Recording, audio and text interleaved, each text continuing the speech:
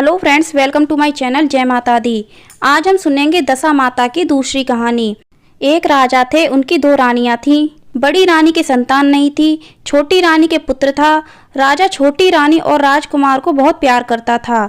बड़ी रानी छोटी रानी से ईर्ष्या करने लगी। बड़ी रानी छोटी रानी के पुत्र यानी राजकुमार के प्राण हर लेना चाहती थी। एक दिन राजकुमार खेलता खेलता बड़ी रानी के चौक में चला गया। बड़ी रानी ने राजकुमार के गले में एक काला सांप डाल दिया। छोटी रानी दशा माता का व्रत करती थी। राजकुमार दशा माता का ही दिया हुआ था।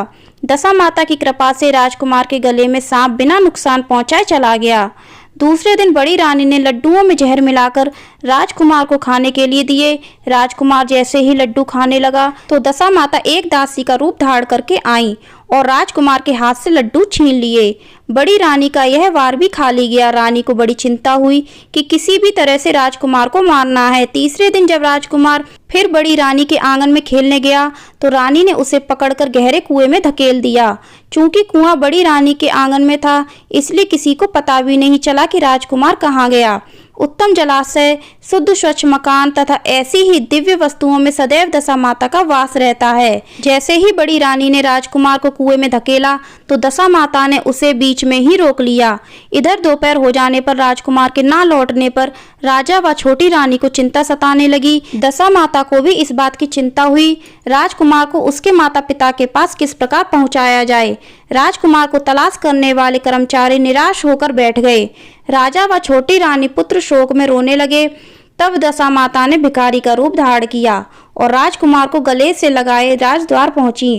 राजकुमार को एक वस्त्र में छिपाए हुए भिक्षा मांगने लगी। सिपाहियों ने उसे दुत्कार कर कहा, तुझे भिक्षा की पड़ी है और यहाँ राजकुमार खो गया है। सारे लोग दुख और चिंता से व्याकुल हो रहे हैं। इस पर दशा माता बोली, भाइयों, पुण्य का प्रभाव बड़ा ही विचित्र होता है। यदि मुझे भिक्षा मिल जाए तो संभव है कि खोया हुआ राजकुमार तुम लोगों को मिल जाए।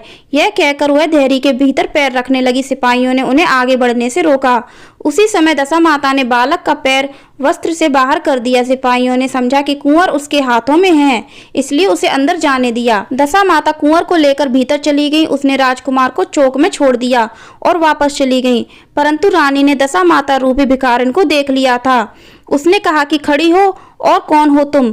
तुमने 3 दिन मेरे बेटे को छिपा कर रखा था, तुमने ऐसा क्यों किया? तुम्हें मेरे इस प्रश्न का उत्तर देना होगा। दशा माता उसी समय ठहर गईं। उन्होंने बताया कि मैं तुम्हारे पुत्र की चोरी करने वाली नहीं हूँ, मैं तो तुम्हारी आराध्या देवी दशा माता हूँ। मैं तुम्हें सचेत करने आई हूँ कि बड़ी रानी तुमसे ईर्ष्या करती है। वह तुम्हारे पुत्र के प्राण हर लेना चाहती है। एक बार उसने तुम्हारे पुत्र के गले में काला सांप डाल दिया था, जिसे मैंने भगाया। दूसरी बार उसने उसे विष के लड्डू खाने को दिए थे, जिन्हें मैंने उसके हाथों से छीन लिए थे। इस बार उसने तुम्हारे राजकुमार को अपने आंगन के कुएं में धकेल दिया था और मैंने इसे बीच में ही रोक कर रखा। इस समय मैं भिखारिन के वेश में तुम्हें सचेत करने आई हूँ। यह सुनकर छोटी रानी दशा माता के पैरों में गिरकर क्षमा मांगने लगी। छोटी रानी विनीत भाव से बोली, जैसी कृपा आपने मुझ पर दर्शन देके की है, मैं चाहती हूँ कि आप सदैव इस महल में निवास करें। मुझसे जो सेवा पूजा होगी मैं करूंगी। इस पर दशा माता बोली, मैं किसी घर में नहीं रहती।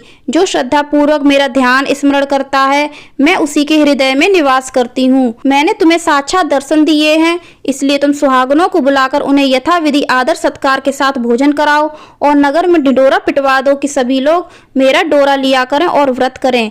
यह कहकर दशा माता अंतर्धान हो गई। रानी ने अपने राज्य की सौभाग्यवती स्त्रियों को निमंत्रण देकर बुलाया और उबटन से लेकर शिरोभूषण श्रृंगार कर उनकी यथाविधि सेवा कर भोजन करवाया और दक्षिणा में गहने आदि देकर विदा किया। रानी ने अपने राज्य में ढिंढोरा पिटवा दिया कि अब से लोग दशा माता का डोरा लिया करें। तो फ्रेंड्स, ये थी हमारी दशा माता की दूसरी कहानी। आपको कैसी लगी कमेंट करके जरूर बताना। पसंद आई हो तो लाइक करना, ज़्यादा से ज़्यादा शेयर करना, हमारे चैनल को सब्सक्राइब करना, बेल आइकन को प्रेस करना और कमेंट में जय दशा माता या फिर जय माता दी अवश्य लिखना।